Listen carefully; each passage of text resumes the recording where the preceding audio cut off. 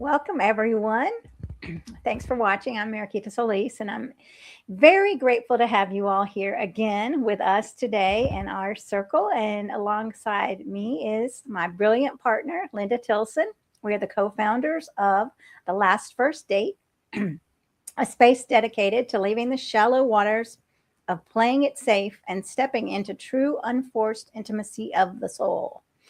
As transformational guides, both Linda and I have spent years working deeply with the entire human landscape. We've worked with both men and women through their deepest patterns, whether that means working with men breaking out of the rigid expectations of the man box or supporting women in retiring the exhaustion of overfunctioning.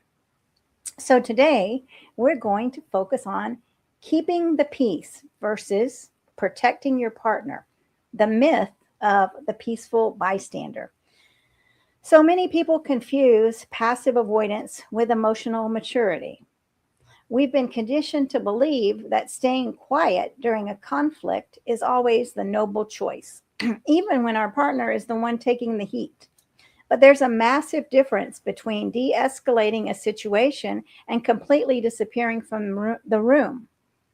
When you stay silent while someone else is verbally abusing or insulting your partner, you aren't keeping the peace. You're allowing a boundary to be crossed, and you're leaving the person you love to stand entirely alone. True backup doesn't require a fist fight or screaming. It requires the self leadership and discipline, the presence, and the spine to step in and draw a line and let your partner know and the world know that they are protected and this behavior is unacceptable. So, in this episode of our series, Linda and I are pulling back the curtain on what genuine emotional safety actually looks like. We're breaking down the relational architecture of true backup and how to cultivate a partnership where you never have to face an unsafe room alone. So, thanks for joining me, Linda. And this is a topic that really hits hard for me. So, let's get into it. Yes, the same for me because when you talk about protecting your partner when they're in the room and even when they're not in the room, we all should be doing that. I mean, you said that we don't necessarily have to get into a yelling match. We don't have to be getting physical when something happens, but we also need to not be remaining quiet either because that is not respectful to our partner when disrespect can show its face, even if it's unintentional. Exactly. And we're talking about relationships, someone you trust. It doesn't necessarily have to be your partner. It can be someone that you trust in your friendships, right? I mean, we're talking about the integrity to stand up for another person you love. And of all, I would think that would be your partner.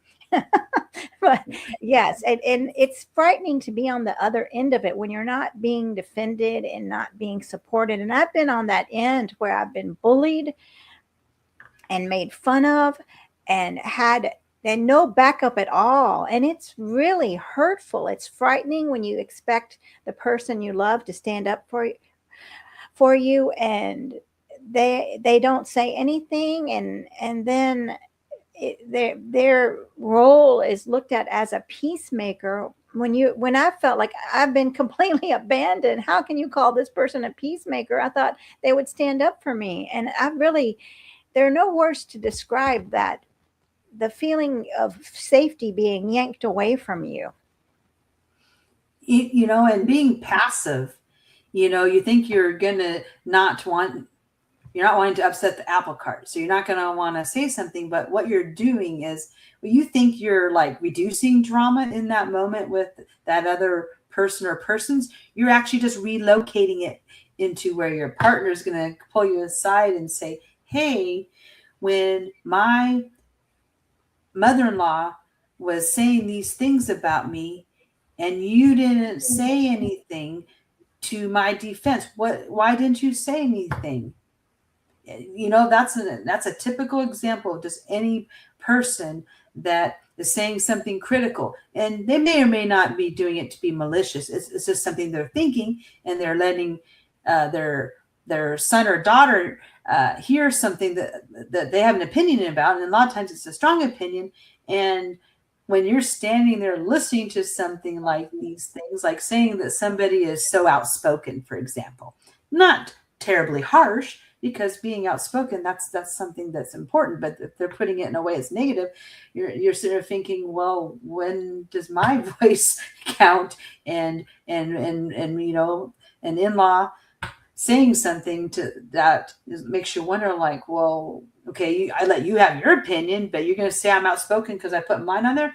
And said spouse, why are you saying something to my defense that my opinion, my voice counts too? That's probably the most common example that a lot of us can relate to. And the bowling, definitely so. By not saying something, that means you're accepting of whatever is going on. It doesn't mean that you're keeping the peace. If anything, you're building the resentment, the anger, and frustration of the other person. Right. And so what I've seen happening is people were applauding that applauding that silence and saying yes, they're like, again, back to the peacemaker, they're being a peacemaker, or can forgive him. We want to forgive. Now, no one is saying not to forgive and not to, I mean, you can still keep the peace, but you keep it by speaking up with integrity. It's nobody saying that the peace isn't going to be upheld. There are different ways of upholding peace, but standing in your morals and standing up for your partner. Because again, you want to keep the peace in all relationships. And this is going back to what we've been talking about, communication, healthy communication, where everyone is respected, right? And I'm not perfect. I've messed up plenty of times and said things I shouldn't have said. And I'm not here to, Linda and I are not judging anyone or saying anything. This is an exploration of what we've come through in our lives, and working with people, that what they've told us, and how everyone has shared experiences to get to this place of knowing that being passive, again, is, it can be said it's a peacemaker, but that's a fallacy, because like Linda said, that wound is traveling to a different place now. Yes, and so we haven't talked about the other way that this can happen. So you could be in a group of colleagues, peers, other family members, and your partner's not with you. And there's some discussion around something, and then somebody in that group says something that's not true about your partner. They're painting your partner in a different way, and you're sitting there listening as the group is discussing. And again, if you're not speaking up and shutting down things that aren't true for your partner, what does that say about you? You're allowed to other people, you're allowing other people to say things about your partner. You're not speaking up to set the truth straight. And again, sometimes you want to keep the peace. You don't want to cause issues. And sometimes it could be around a subject that they believe passionately in, or a relationship style that's important to them. And here these people are just bashing it and on the subject or the person, and you're not saying anything. And so I think all of us can picture these types of things that can happen, because I don't know a person alive that hasn't been in the company of other people and things are not true, or and no one's saying anything because it's easier to be polite than it is to be bringing the truth out, or just setting the stage. I disagree with what's you're saying, or that's not really that person's intention, or the person's not really here to be able to say anything. I would appreciate you, if you have an issue or a thought with the person that is not here, my partner, that you go have that conversation rather than talking about them. Right. And that can, I don't know if you can hear that barking. The barking, you can probably. So, so I guess Blue's agreeing with us. So yes, he has something to say. He certainly does. So that can build a lot of resentments when you don't, when someone's not speaking up. I mean, I know that I've held a lot of resentments, and then it just builds up, like where I've been with people that were peacemakers, and then it would just continually not being, they're not not speaking up for me. And I was just, so finally then, you don't want it to come to this. Like for me, it's like explosion. Why haven't you supported me? Why am I feeling alone? Right? It's so yes, we want to be able to act with integrity in this capacity, so you don't have the resentments and where it gets out of hand. And that's again what we're circling back to. Communication, healthy communication about everything is essential.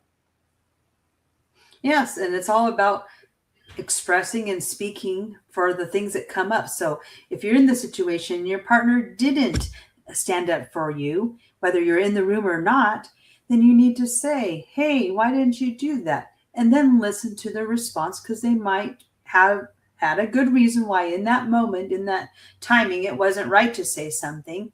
They wanted to process and think about it before they brought it up.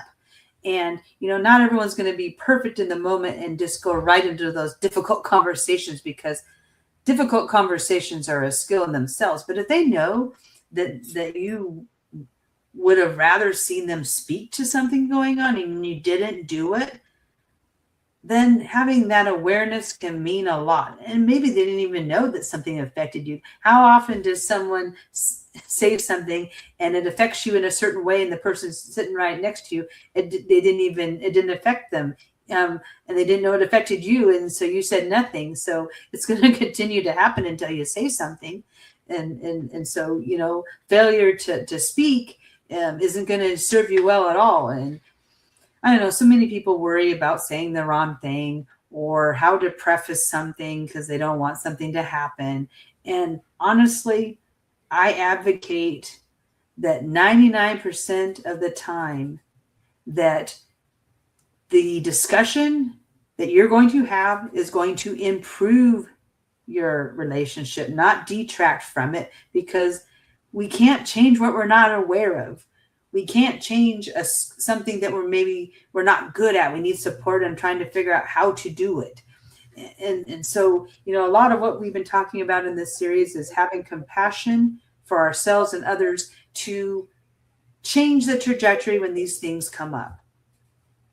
Exactly. And no one's perfect. Do the best you can. And yes, if someone needs to process it, allow them time to process it and explain what they need to explain. I was thinking of a case that I heard of a man disrespecting a woman, and then the lady who he was disrespecting, her husband didn't speak up for her, and the reason was because the child was there. Now, because the child was there, they were not saying anything. But my take on that is the child learned it was okay to disrespect the mother. That and then they was said, well, we didn't want there to be a fight. Again, we are not here to advocate for fighting. If someone is disrespecting Linda, it's not going to be a fight. It's going to be, I'm going to say, Linda is my friend, and I'm not going to allow you to disrespect her. And I would ask that you apologize. I would ask respectfully that you apologize to her. And if you're not able to, then we're going to exit this scene. And if someone's being very inappropriate, then we're going to call the police, right? There's no fighting there. It's very direct, it's a boundary, and it's respectful, right? So, and speaking that way respectfully to that person is now this takes the emotional mastery, and I didn't get here and I'm not perfect, right? So, I mean, it's taken a lot of falling down to get to where I am today.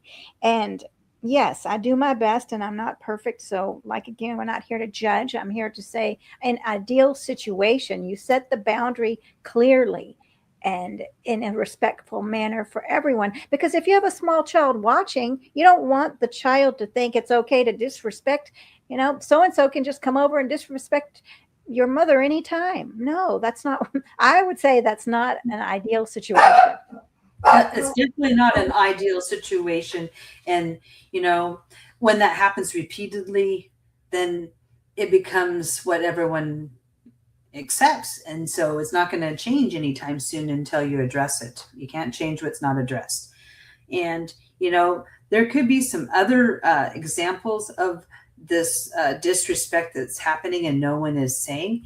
And, another example is if somebody's in conversation, you're on a group event, and people are speaking, and that person tries to share something, and then, like, oh, I got something here, and then they cut the person off and they share their thing. Or somebody will share something and another person will be hijack and they'll say, oh, and by the way, blah blah blah. It happens in so many different ways and forms. And so if you're paying attention and knowing when uh, boundaries are crossed, when disrespect is present, and when people are just blindly not aware of something, I think that most people would rather be told that something that they didn't sit well with another person by that person than to have it happen repeatedly, and the person not have the courage to share. Because when we do that, when we don't speak up, then we're not giving that other person the opportunity to have the awareness to choose and do things differently. And so, if nothing else, if it's not about peacekeeping, it's about how you can help another person to have awareness so that they can be the better version of themselves in these future circumstances. Definitely. Yeah, and again, it's deliberate thinking, allowing, right? Coming back to it. If you don't get it right away, then come back. If you say, if you think, oh, I should have said something at that time, it's never too late to apologize, right? It's we can't just dismiss poor behavior. That's what we're asking, is once you recognize behavior that's unhealthy, that's hurting someone else, to stand up and use your voice so it doesn't hurt the relationship. Yes, because even in my own life, with I mean in friendships, I worked in two organizations where I was bullied, and not in a just a simple fashion. I was being bullied every single day, where I was afraid to go into work. Now, and there were people there that I considered my friends that didn't stand up for me and just laughed it off. I took it to both of the owners. They didn't seem to care. Finally, I had to go get a lawyer. So this is this can really escalate. You don't want to have to get to the point where you're getting a lawyer because your friends are not stepping up. You don't want to be the friend that's just standing there and allowing this kind of behavior. You don't want to be the partner that's allowing bullying, right? And you're teaching, and if the children are watching, again, it's an example that's being set. So it's about integrity, people, and holding the line of integrity and boundaries, self advocating, saying this is not acceptable, right? And then taking it again to the higher up. And if it doesn't happen, going a higher. But yeah, we have to stand up for each other. We can't do it alone. And that's enough of that. You're making so many incredible points because, we're talking about relationships, we're talking about all types. And so the area that we're choosing to focus on is our interpersonal relationships when it comes to having romantic partners.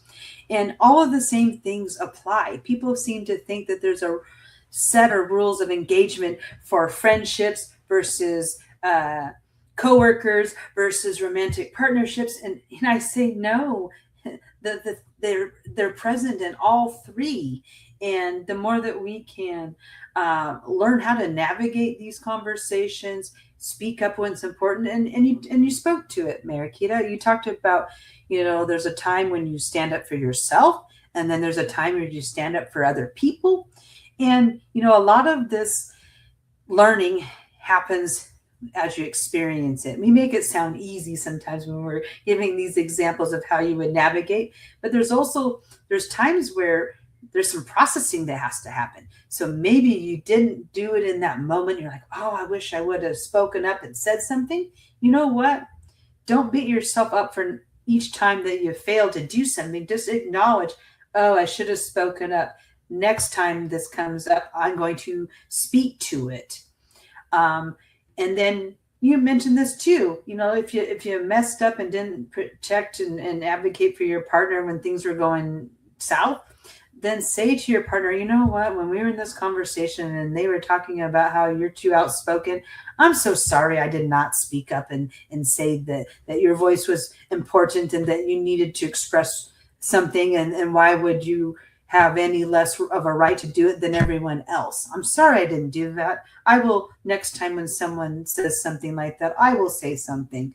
So I'm sorry. So you can, after the fact, apologize for not doing something, and then telling them, now that you have this awareness, I'm going to do something differently. Again, none of this that we're speaking to is a one and done. You're not forever going to be reaching this plateau where you know exactly how to pace yourself and what to say in the moment and just doing it. But the more you accept the responsibility to know better and do better with each time you're in these situations, that's where the muscles built. That's where it becomes easier, because once you've had a few difficult conversations, it becomes that much easier. And then it's like, from experience that not saying anything is usually way worse than saying something. And will you get the outcome that you want? Will you, maybe not? Will you get people upset or angry or triggered? Maybe not. But what I will say is that when you speak to things, the amount of trust and safety and integrity that you build, other people will see that. And then that's the standard that you are setting, is you don't allow things that are not okay to continue to go on. No, you speak to it and you do it in a respectful way. Because I think you can talk to most things in a very respectful way, but you got to keep yourself in check. And I can think of a time where some disrespect was happening, and rather than jump right in and be energized and triggered by that person's energy of needing support, they needed my support to say something. I said, hey, let's slow it down a little bit. And then we can go address these people and talk to what was going on. And by doing that, what happened was the energy and frustration was allowed to come down. They were able to think more clearly, and then they were able to formulate a conversation so that they could directly speak to the people and say what needed to be said. And they did this in such a way that it was like a non-issue by the time I needed to step in and assist with that. So sometimes it makes sense that a partner would not say something in that moment because they need to process something, or maybe they see that that it was too heated for anyone to listen to anything, and so saying something was not going to be it, other than let's pause and let's take a break from this because this isn't serving anyone. You could just shut it down long enough to say you're going to return to when people are calm. So that's not ignoring it. It's speaking to what you're observing and creating the space for the conversation to be delayed when people can hear it. Yes, definitely. And being aware of the energy in the room, right? So yeah, and I would like to say one last thing would be that you can always ask your partner, like, how did you feel when they said that? Should I have said something to you? Or did you, maybe I should have spoken up when they were saying that? Having these conversations, or what would made you feel good? What could I have said if in this situation, so I can do it, in a different way next time. So, they might say, no, I wasn't feeling bad, but at least you're talking about it. If you're having any reservation about a conversation that possibly could have offended your partner, bring it up and ask them, was that okay? What would you like me to done? What could I've done differently? Right? So yes, don't be afraid. Like Linda's saying, the worst thing is not having the conversation, because that is what tears relationships apart. Exactly. I couldn't have said it better myself. Be courageous, have that conversation, and your relationships will improve as a result. Right. And yeah, and this is what we're talking about. And we've been talking about the whole time about relationships and how to navigate them with courage and no one, and just to keep doing your best at navigating them and taking responsibility for when it doesn't go right. It's all good. We're doing the best we can here. So, I mean, that's all we're asking. Just keep going forward. And is there anything else you wanted to say, Linda? Actually, I was thinking that you would share with our listeners something exciting that is taking place. So take it away. Okay, yes. And also I want to share that just remember in this conversation, and if it resonated, please let us know. Comments, and if you're watching um after the fact, please let us know what you'd like to see and your questions. And just remember that real safety isn't about not having any conflict. We're always going to have conflict, but it's it's knowing that life, that He your partner's agrees. got your back. And Louis, he's saying, yeah, we're going to have conflict because you're not taking me to the park.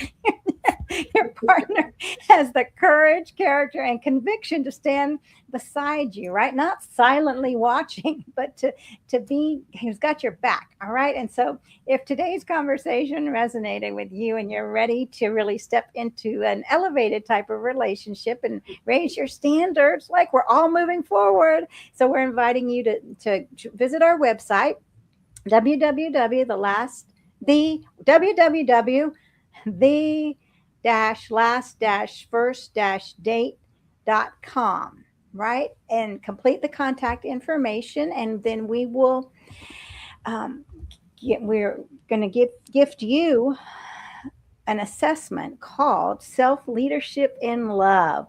And so you can see where you're standing in relationships, because it's beautiful when we can look at our relationships and how we can move forward. So, all right, y'all. So we will see you next week. Thank you so much, Linda. Thanks everyone for watching. It's always fun, and we're always learning when we toss this back and forth between us and between you all also. All right. Well, thanks everyone. Thanks, Linda. Thank you. Bye everyone.